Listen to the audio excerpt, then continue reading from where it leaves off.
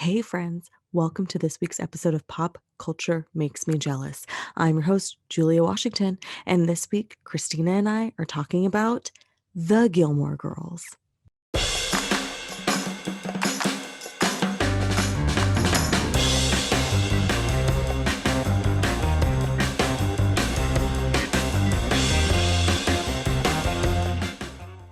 As I mentioned in the last episode, I was in high school when this show came out, so I'm basically Rory. But then I turned into a Lorelai, so that's super fun. Do you think you turned into a Lorelai because you were Rory in high school? Oh, no, I turned into a Lorelai because I had a child super early. I can't wait for this discussion, but before we get started, we need you to go grab a cup of coffee and listen to this really quick message. All right, folks, here's our pitch. Follow us on Instagram at Pop Culture Makes Me Jealous to stay up to date with all the things we're talking about in pop culture, television, entertainment, and everything you could ever want to hear us discuss. Doesn't that sound exciting? Follow us on Instagram at Pop Culture Makes Me Jealous. We will try really hard not to disappoint you. And now, without further ado, here we go to the show. I want to start by saying Gilmore Girls premiered my junior year of high school. So I'm aging myself here. It was really exciting to see somebody like Rory sort of come into an existence because it just was great. It was 2000. It was 2000. 2001? The year was No, 2000. it was 2000. No, hold on. No, I think that's right. I was a junior in high school. Yeah, the year was 2000. It was the fall of 2000. I was a junior in high school. Rory was a sophomore on the show. I loved Rory because she was like kind of nerd, like bookish and kind of a square, which was not me. I mean, I was kind of like I was a reader. I've always loved to read, but I wasn't like on the path to Yale. But I was in journalism, so we had that right in common. And you're just so shy. Quiet.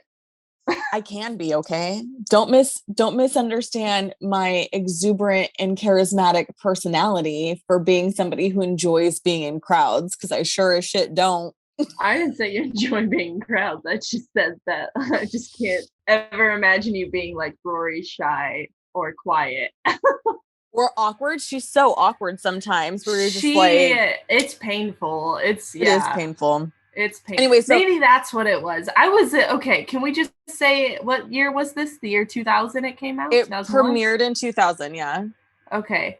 Do you want to know how old I was? It's going to hurt a lot when you say it, but go ahead. I was 7. It's fine. So I will say that she said it so casually. No, I'll just say I did not watch the show until I was probably about 12 or 13, and it was on when I got home from school. Oh, as reruns? Yes. Yeah. Like the first couple seasons, but there was still new episodes coming on, I think. I don't know. Maybe not. Yeah, it aired until 2007.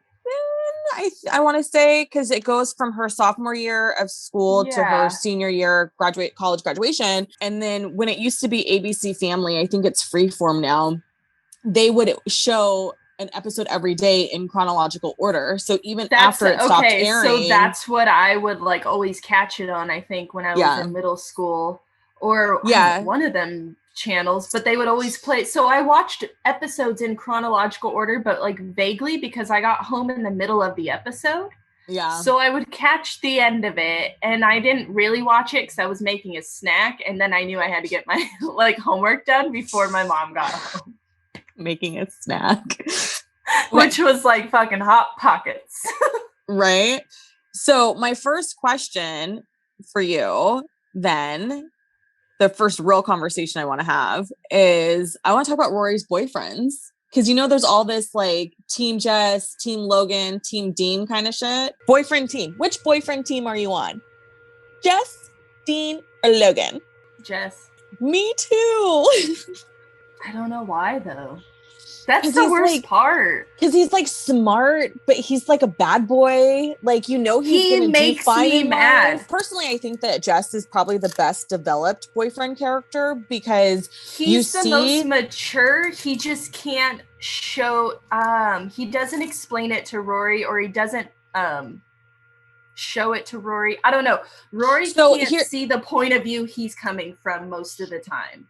But the reason why I think that Jess is the most well-developed character on the show is because you can see him being sensitive and kind with Rory. Like, he has a genuine affection for her, and we see that. But then when he's in a room with Luke or Lorelai or in the classroom, he's completely guarded and closed off. So we get to see multiple layers on him, whereas like all the other characters, they're pretty much the same person to everybody. And I think that's part of one of the reasons why I like Jess more too, because you do sort of see him become very sensitive around Lori. And she even calls him out in an episode where she's like, why can't you let people see this side of you? And I just think Jess gives her the space to start exploring her voice in a relationship. Mm-hmm. He's hot. He's so hot. I have a theory that he's hot because he's one person with her and he's different with everyone else. And she likes that. I also have a theory that he's hot because he keeps kind of like vague and mysterious in the sense of like, even though he tells her the most, he still doesn't tell her shit.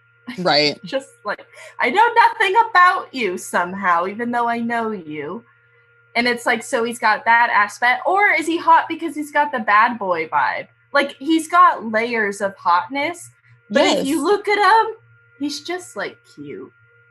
He's like way more attractive, in my opinion, than Dean. Logan's pretty. So that's a totally different comparison. I think he's so pretty. He's so pretty. Oh, I don't remember what Logan looks like. I mean, he's your basic blonde-haired, blue-eyed, European-looking dude, but he's pretty. You know, that's my type. Matt Zuckery or whatever. No, why? He's too white for me. I'm sorry. I like him white. Is it because his hair is blonde? Is that why you're saying that? Yeah. For me, blonde is too... No, it's not. Because I find like a bunch of blondes like attractive. But like, I don't know. Here's what it is. He's got an underlying whiteness I don't know how to describe. Okay. That it's just I don't vibe with. Like, he wouldn't understand like the Mexican part of me, and I couldn't like teach it to him, and I couldn't flow with that. I'd be like, this is frustrating.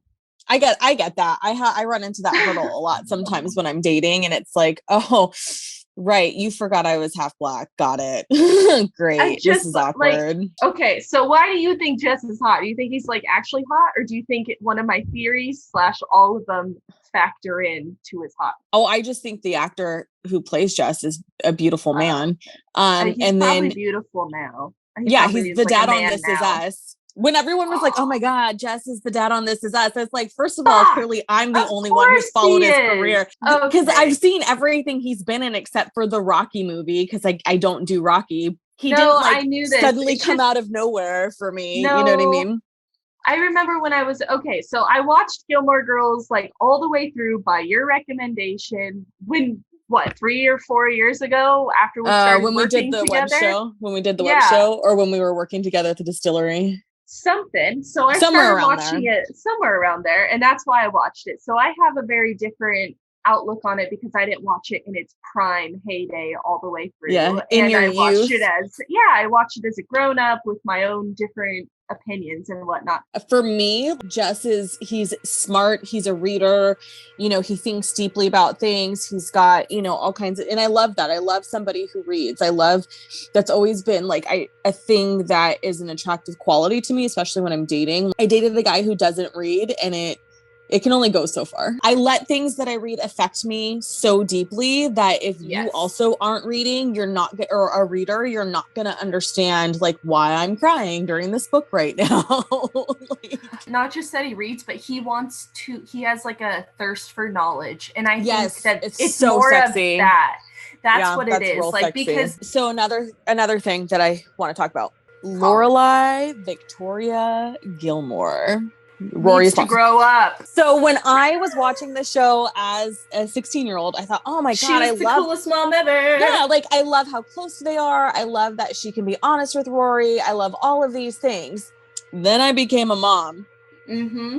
And I still sort of held on to that, like, oh, I love blah, blah. And then I turned 30 and I was like, you know what, Lorelai? You got some shitty mom qualities happening. I need you to, like, I hated when she would, like, act like a teenager and then be like, I'm pulling the mom card. You can't do that. And it's like, you can't choose today which role you're going to be. Like, you can't be my best friend today and then my mom tomorrow. You need to be my mom always. Talk about her mom-daughter relationship and oh my gosh, how she constantly exposes that to her daughter as, like, a normal thing. And then gets mad at Rory when Rory, like, opposes her views. Yeah, you know what I thought was interesting? So again, as a teenager, it's like, man, Emily and Richard suck. They're so oppressive. Meh.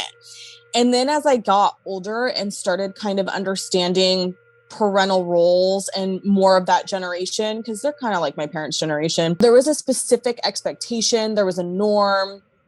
And Lorelai didn't just reject all of that. She rejected it and then said, fuck you, and had no desire to even pretend to fit into her parents, not pretend, but no desire to, like, be amicable in her parents' world. Yes, their parents' world was like kind of ridiculous, like the, you know, this frivolous, you know, wealthy lifestyle, like that doesn't make sense to me. But back to the conversation that we had last week where it was like, you can be sophisticated without being wealthy. Like, Lorelai, you're not even, you can also just respect your parents without necessarily agreeing with them. There's so many things that, like, you just kind of, like, set the mood and you go, like, I'm here, I'm gonna shut my mouth, I'm gonna do this because I respect my parents as the humans and role models that they are, and sometimes I have to do things to appease them. She makes Emily feel awful about herself all the time, which it just breaks my heart for Emily, because when you have one child, you hope to God that you have a relationship with them until you die.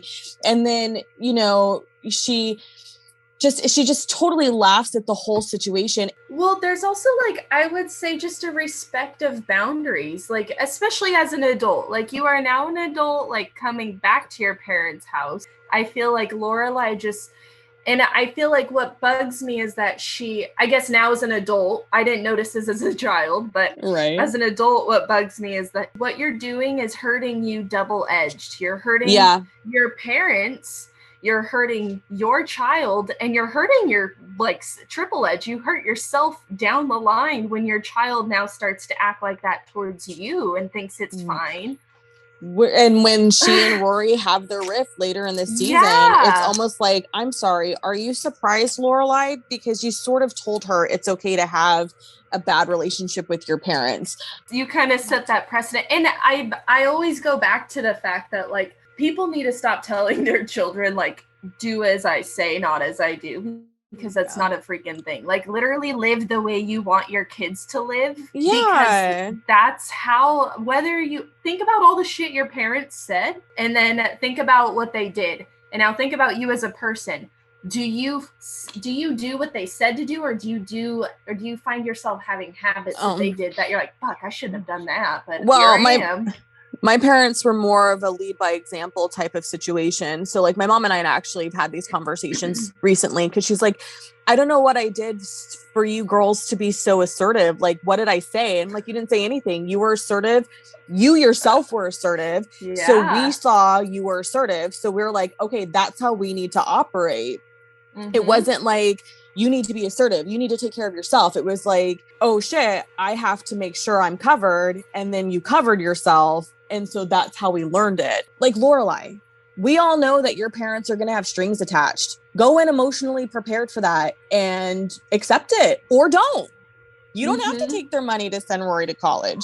Like, I feel that's very admirable that you took the money so Rory could go to Chilton, but also you dragged your feet kicking and screaming and made a big fucking deal about it. But you're the one who, like, approached them about it. Yeah. It's also just like if you're going to make a deal, if you're going to make an arrangement of any sorts, I have this thing about, like, have a good attitude though. Like, yeah, like, why, you know that why does everything have to be miserable? And yeah, like, if they're gonna touch strings, then god damn it, set some boundaries. Counter offer. Do a counter like counter offer if it's gonna bug you that much. Don't make it a whole night. Like, negotiate, but don't sit here and create this precedent that goes on season after season. Another topic that actually kind of relates to what we talked about last week with Ginny and Georgia, Christopher and Lorelai. I mean, they were 16. He didn't know what to do because Lorelai was such a strong, assertive person. So he didn't feel like he had space to come in and be like, this is what I want. But also his parents were so overbearing. He just didn't know what he wanted anyway, because his entire life he was told what he wanted. And then now Lorelai blows up their life. And now he really doesn't know what he wants to do. Anytime he comes back, Lorelai's so like, I don't know. She's welcoming of Christopher, but then at the same time, it's just like she doesn't. I don't know. I don't know what I want to say. She doesn't know how he fits anymore. She doesn't know how he fits, but she doesn't. As a mother, I feel like don't need to add extra barriers. Maybe that's what I'm trying to say. Is like, just don't be adding extra barriers. And I feel like in a way she does that for Rory, where she constantly fills her head with odd thoughts. She doesn't need to be in the inner workings of your mind about her dad, because that's already a complicated relationship for the child already anyway. Regardless of what age you have that child, you have a solid 10 years of your life that is so dedicated and devoted to somebody else that you don't even get an opportunity to think, who am I? What do I enjoy? What do I like? What do I do? You're just so focused on keeping that child alive. What preschool, what pediatrician, what do you mean you have a school project due tomorrow? Like, all that shit. Yeah. And so when you start to come out of that, it's like, well, I think I remember liking doing this. The younger they are, the more survival mode you're in. There's this point too in the show where when Rory goes off to college and Suki kind of encourages Lorelai to start embarking on her own sort of life. They open the inn together and that starts becoming a thing. In hindsight, watching the show, I think, what were Lorelai's hopes and dreams before she had Rory that got derailed? I know for me, it's been really hard to be like, okay, let's pivot and find a new dream. Like, in my mind, I still believe that all of these things that I dreamed about happening in my life at career-wise at, 16 are still going to happen, even though now I'm 37 and the world isn't as kind to women my age in arts and entertainment. But what the world needs right now in arts and entertainment is a woman your age. Oh, Jesus. Of your mixed experience from your location, telling them what they need. God damn it. So I always felt for Lorelai in that regard, because from where she's sitting, she's seeing Christopher going off and figuring out who he is. He doesn't have the burden of parenting. He doesn't have the responsibility of being a regular fixture in their life. But she doesn't get that opportunity. And then when he finally does get his shit together and figure out like how to be part of that, it's not too late, but Rory's definitely much older now. And so he got to go through the trial and error of life, where Lorelai didn't get to go through the trial and error of life. And I thought it was weird when they went off and started dating in adulthood and got married. Like, I thought that whole thing was just that was out of left field to me. Like, the writers got bored. Well, you know what happened? Amy Sherman Palladino and her husband, who were the creators and writers of the show, they left after the 6th season. I can't remember if it was like contract issues or a dispute of some kind or what, but they couldn't come to negotiation, so they quit. They didn't come back. So season 7 isn't even her brainchild. That's why it feels in my mind so disjointed from the rest of the series. You know who we haven't even talked about? Who? Suki? Well, Suki, but Luke. Oh my God, Luke. I love Luke. He's just so like, Luke. He's such a solid rock of a human. If I dated a guy like Luke, who was like a healthy eater, but he's healthy, like he's, and then, you know what? That's actually another thing that's great about his character, is that he recognizes and understands that like he's got hurdles and challenges. When Luke can't figure out his love life or whatever. He's like lost. So then he like buys self-help books. I loved that because it's showing a man who's burly like Luke Danes realizing that he needs help. So he's got to figure it out. He wants to do it in the privacy of himself and his life because, you know, Stars Hollow's tiny.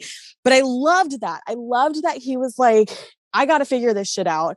How do I do it? And I thought that was such a great representation in the sense of like, you can be a burly man who loves to hunt, or he doesn't hunt, but you know, he fishes and he camps and he fixes cars. He's a dude's dude. Luke is a dude's dude. And he's a dude's dude. But he's sensitive he is the example that we needed from a young time, that you can be a dude's dude. You could be a manly man and still be sensitive, be nurturing, be caring, be understanding. My dad has these characters, I feel like. Characters. Yeah. My dad has these characteristics.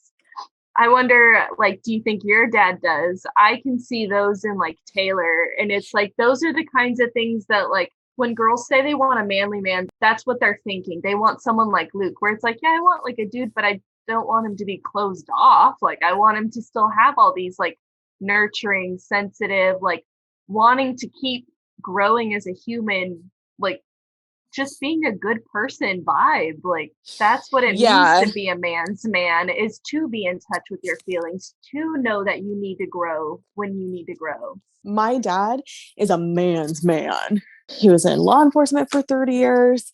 He rode motorcycles. He didn't just tinker with stuff. If he wanted to figure out how something worked, he took it apart and then put it back together. Yeah. He built computers before it was cool. For me, there's elements of that where I'm just like, I appreciate that. Like, I need you to know how to fix shit, or I need you to know that you need to call somebody to fix shit.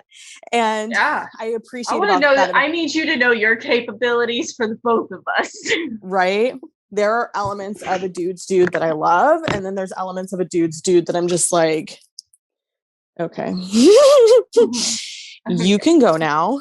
We're done here.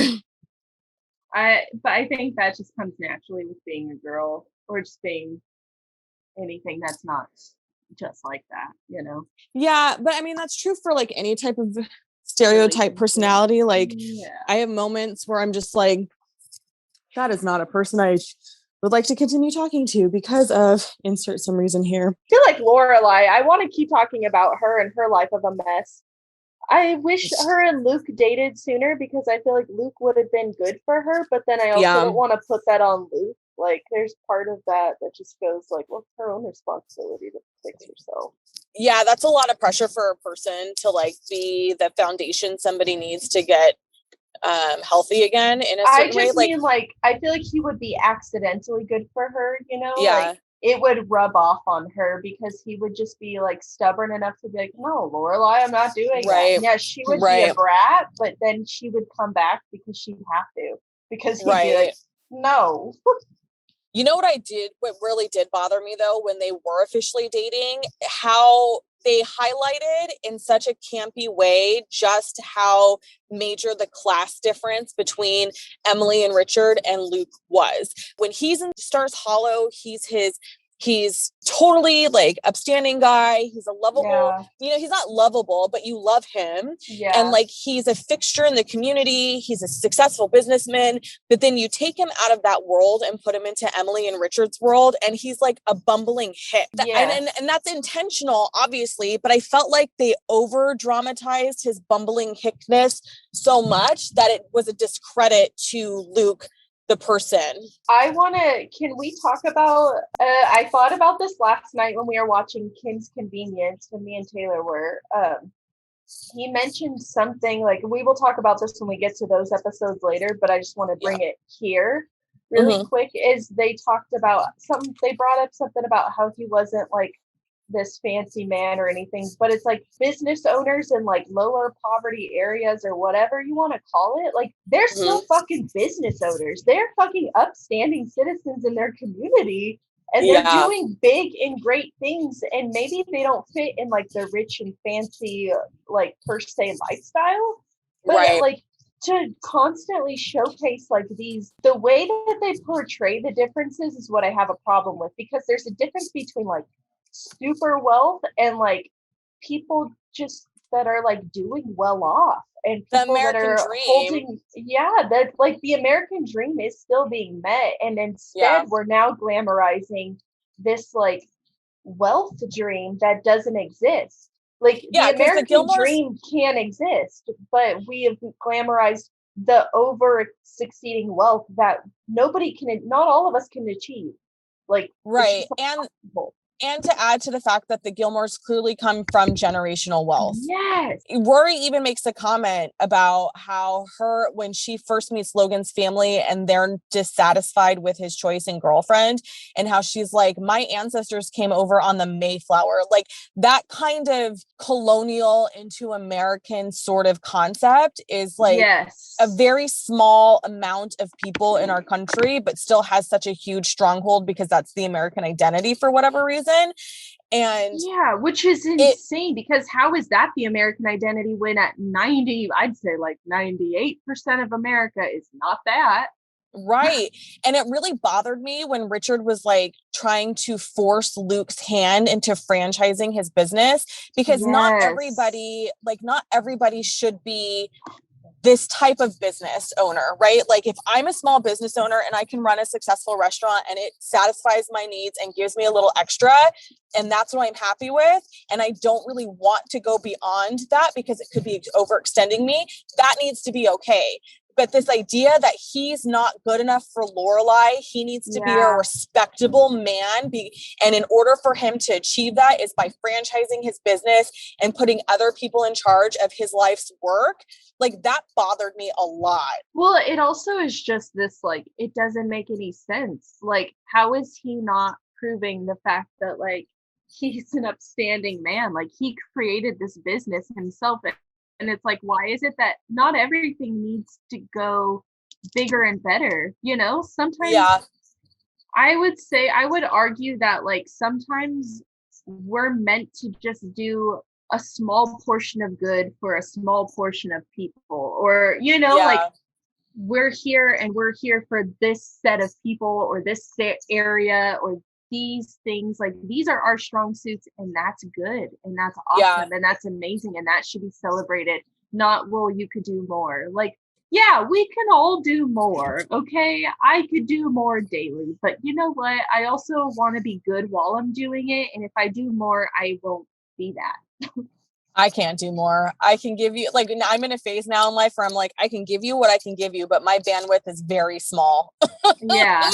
But I mean, like, what I'm saying is, like, if I'm giving you more, I'm giving up things of myself, you know, like, yeah, technically I could do more, but that at what cost? And that needs to be a bigger conversation. Well, and it too brings up that point of like he won't be happy. He won't be happy if he's not behind. I mean, yes, he's a miserable man behind the counter, yelling at everything and yelling at Taylor and yelling at Lorelai and all these things, being upset with Kirk. But that also is who he is. And if you remove him out of that element, he's not going to be happy. He's a man who needs to get his hands dirty, and whatever version of getting his hands dirty is, to feel satisfied in his day, in his life, in his work. And they're trying to remove that from him without his consent. It also is just that other thing where like some people's source of happiness is just like lounging or having other people make those choices for them or whatever. And that's okay too. Yeah. But stop trying to do the crossover. Stop trying to force your version of success on other people. Yeah, because it's different for everybody. Like this idea that, you know, the way that you're going to achieve success, and this is what success needs to look like, my version doesn't exist in the culture we live in, because I'm not built to work the way that we are told we need to work in order to be successful. I get tired easily. When I have to work 40 hours, it takes a lot for me to recover from that. And I understand working 40 hours is the norm. I don't want to say I'm sensitive, because I feel like that term's been politicized in so many ways, but to a degree, yeah, I am sensitive, because I don't have the same capacity as somebody who's built to be a workhorse. I wasn't built to be a workhorse. It reminds me of that book, The Giver. Did you read that book? No, but when you say I wasn't built to be a workhorse, it's funny because I constantly struggle with, I don't know if I want to do all the things in a day because I want to, or because I was grown up in a house where I saw someone do that constantly, and now I associate with that as like what I should be doing. There are days when I'm like, I should paint. And my son will be like, why?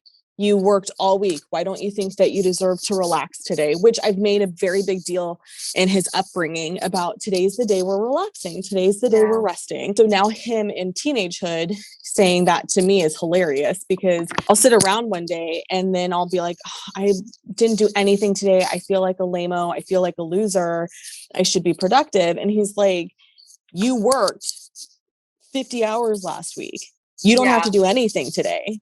And I'm like, yeah, I need that reminder. I need that reminder a lot. And it's so crazy because like, I never felt that way before. When I was freelancing, I was like, I did 4 hours of work today. We can call that good.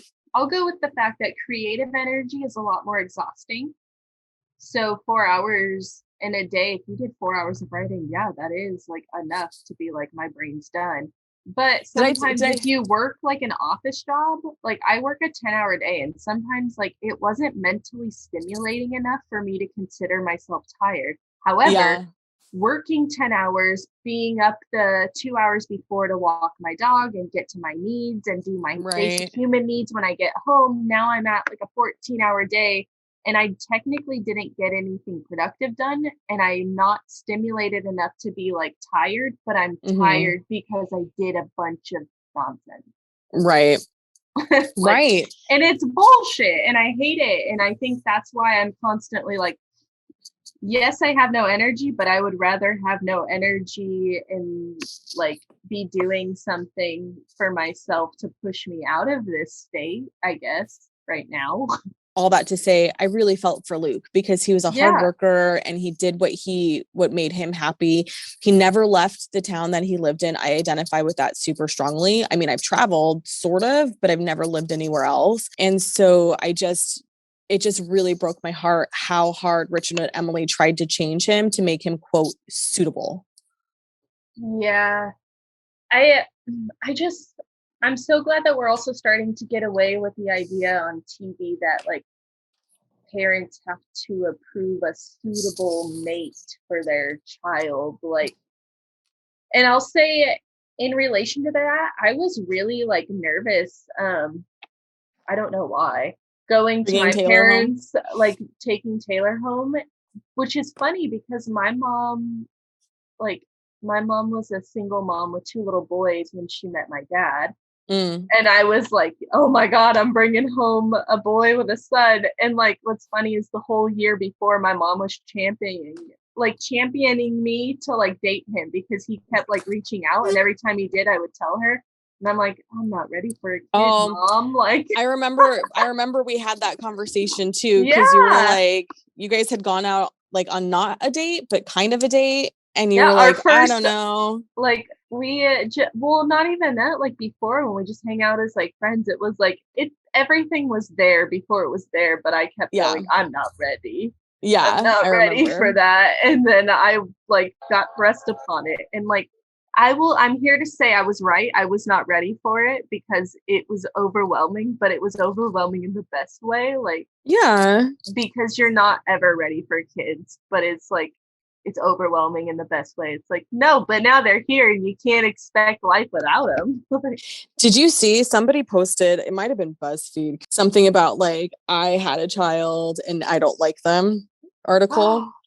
And I was like, ooh, is that a thing? Like, I mean, because I understand having a hard time bonding, like this perception in television and movies that we see where the mom immediately bonds with the child. That's not my story. I would say that's not my mom's story with me, and she was very talkative about it my whole life, and I have feelings feelings about that. So I was very mindful about how I said it in front of my child, because when he hit like 3, I was like, oh, this kid is fucking awesome. And I love him. I mean, I loved him anyway, and I loved him more than anything anyway, but like the infancy was really hard for me in the sense of like, I don't know what you want. Like, I have neurological differences. So there were things where it was just like, I can't figure this out. What am I missing? And then when he hit 3, like, you're the most amazing human and I love you more than anything. And now you're mine. You are glued to me forever now. But that didn't happen, minutes after he was born. And I really feel like sometimes we don't talk about that enough, because I would like say, the shame and guilt that I really felt. got to talk about that in society for mothers, because my mom, I think I think she's undiagnosed ADHD brain. She doesn't know how to communicate. She doesn't have the soft sensitivity, like natural nurturing side, until we communicate with her. And then she's the most empathetic. And it's like, I am not that way. Like, I'm opposite. I'm very intuitive. I do not communicate. So it was very hard for us at the not at the beginning, but like probably for her, and she verbalized that. And then when I could communicate at that point, I didn't know how to, and I was like, right. Yeah, I feel it. So it's like, it's something that like I would just to say, like, in a society, like, I don't blame her at all for the way she communicated it, like different times, obviously. And like, she is the best mom and we are so connected now. But it's like, I'm very aware of the fact that like, when you have a kid, sometimes you're not going to bond right away, and that's okay. And there's also going to be stages in your kid's life where you go out of being bonded, where you feel like they're little aliens because they're going through their own stuff and they don't know how to communicate it. We forget that we've given life to a human who has its own free will. And so what we think is going to happen and what actually happens are two different things. Always. For me, there was a lot of shame and guilt behind not having that immediate bonding with my child. So I never really verbalized it. Yeah. And then when I was working, I want to say I was probably around 28, 29. I had this boss who was amazing. She is still one of the people I admire most. And if I'm ever in a position of leadership, I want to operate like her because she was just such a great leader. But we were having a conversation one day and she had openly admitted that she didn't really bond with her children until they were like 4 or 5 years old. And in that moment, it took away so much of the shame and guilt I felt because she's telling me I'm not alone. Yeah. This is whether or not it's normal. She just normalized it for me because she felt the same way. If we normalize the fact that like bonding with your kid takes the amount of effort it does as bonding with any other fucking human, because just like any other human, when you meet them, they're still a stranger. They're just a stranger with your DNA. Yeah, came out of your body. They're still strangers though, and they're still their own fucking person with their own set of beliefs and morals at some point. And yeah, you're going to cater and factor into that for sure, but they're still going to have their own opinions and feelings and stuff. And the sooner you realize that, the sooner like life gets a little easier with like learning how to bond with your kid. Yeah, seriously though, it's not. And that's to say that Lorelai never did that with Rory. I think she bonded too much.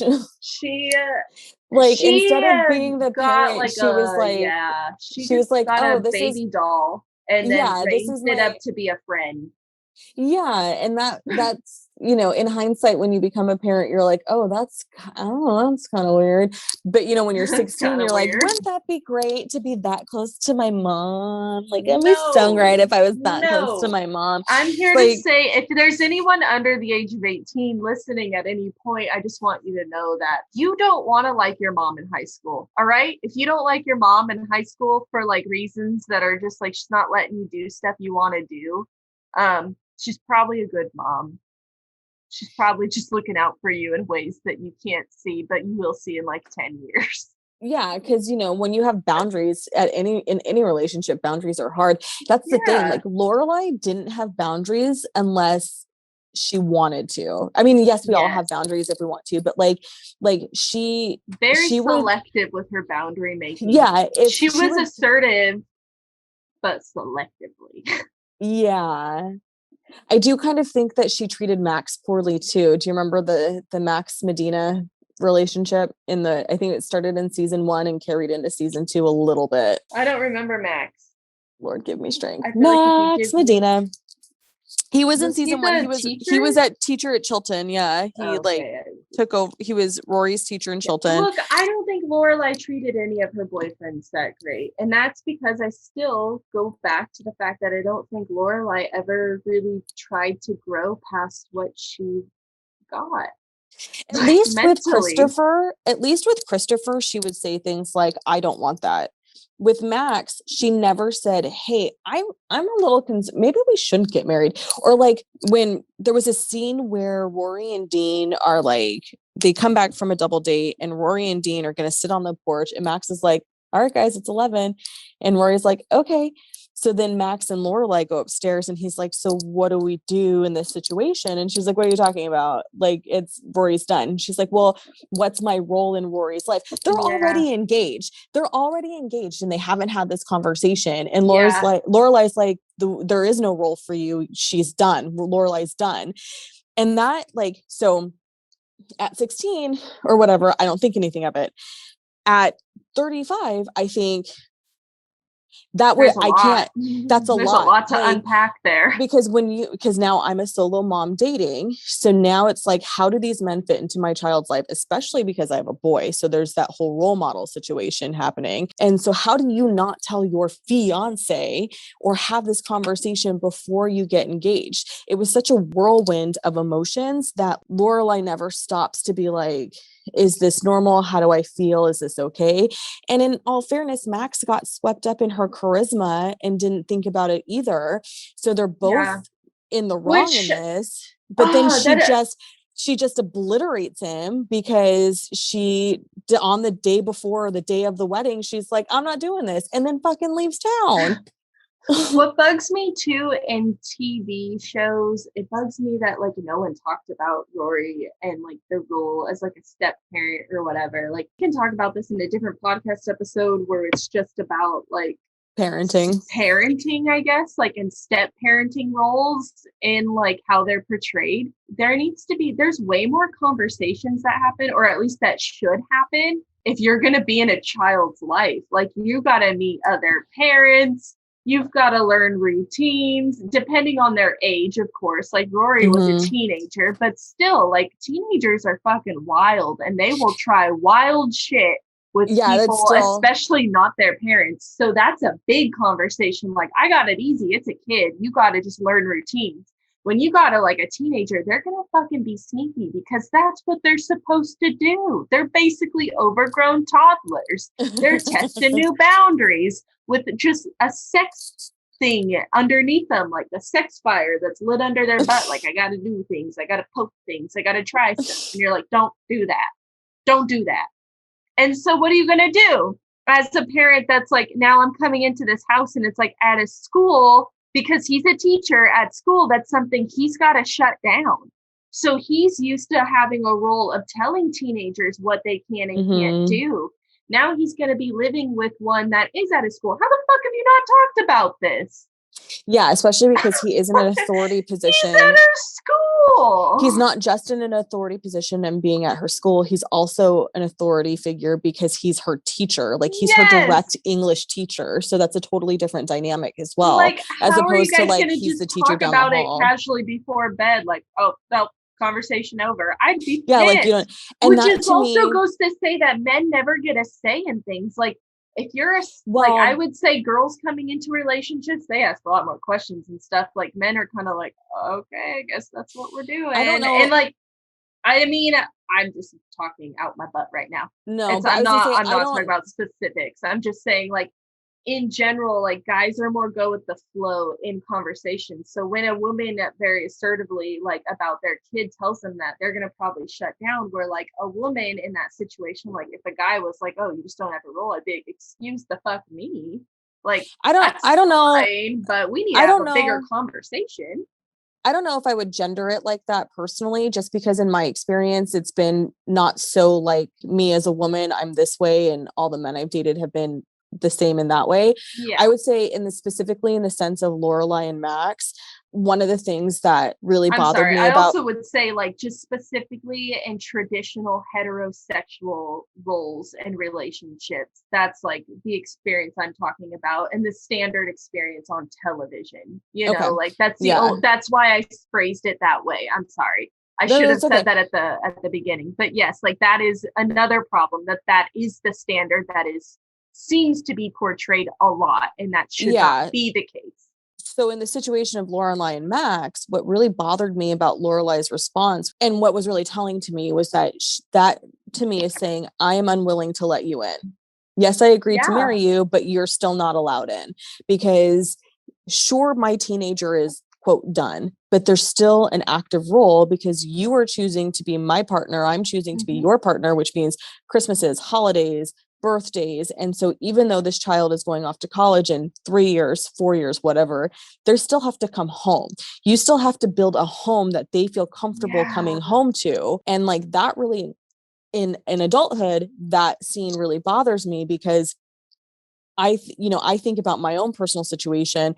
I don't want my child to ever tell me, Mom, I'm not coming home. I'm not comfortable in your home, because we've spent so much time together already building a home for him, that if I partner with somebody that doesn't make him feel comfortable, and like doesn't make him feel like he can come home and be himself and be relaxed and be completely who he is, then I failed as a parent.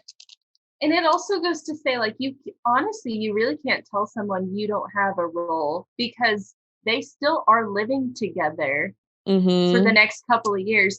There's no way that he can't have no role. Like, yeah, he might have no role in discipline. Maybe, yeah, he has no role in her love life, whatever she wants to say. But to say he has no role, what are you going to do? You're living with a fucking statue for 3 years? Like, that's so weird to me. It's such a thing. You cannot glaze over that. And that's so problematic in that she did not, like, she's just like, yep, nope, you guys are just going to live separate lives. Like, you're not going to address the fact that your child will also feel just as awkward for the next couple years, not having a role attached to this man. Like, even if he doesn't have a role, you need a role to unassign a role. Like, this man is not it's the dude that lives in the shed. I don't know. Like, he lives in the man cave. That's a thing, right? People have man caves.